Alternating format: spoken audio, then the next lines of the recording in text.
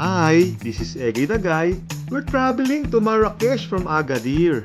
At least 7-hour trip by public bus.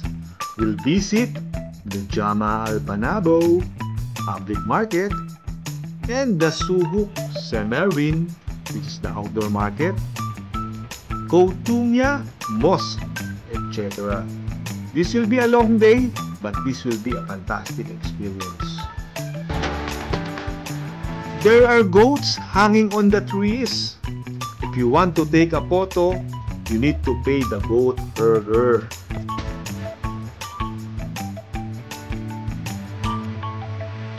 We arrive in Marrakech. The background is the majestic Koutoumia Mosque. The tour guide is pointing towards Jama al-Banabo, the public market. We walk in Souhouk Semerin. They are selling colorful dresses, bananas, and bread. If you like handmade bags, belts, and colorful dresses, lovely decors made from metal, and the lovely Moroccan paintings. Look at the mighty metal horse.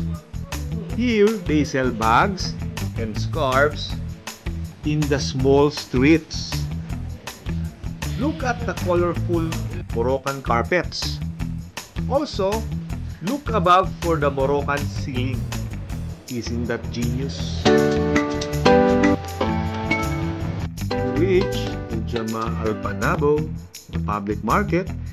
Look how busy the square is. Look at the fruits they sell.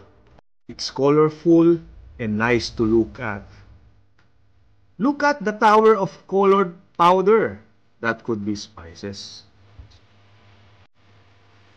Snake charmers are the most spectacle and popular in Jama al-Banabo. For tourists, are advised to be careful and cautious. As charming is not a true hypnotic state, but maybe a defense mechanism of the snakes. The snakes are venomous.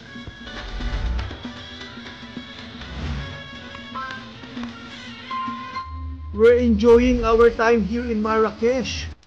Our tour guide is approachable as Justin is playing with him.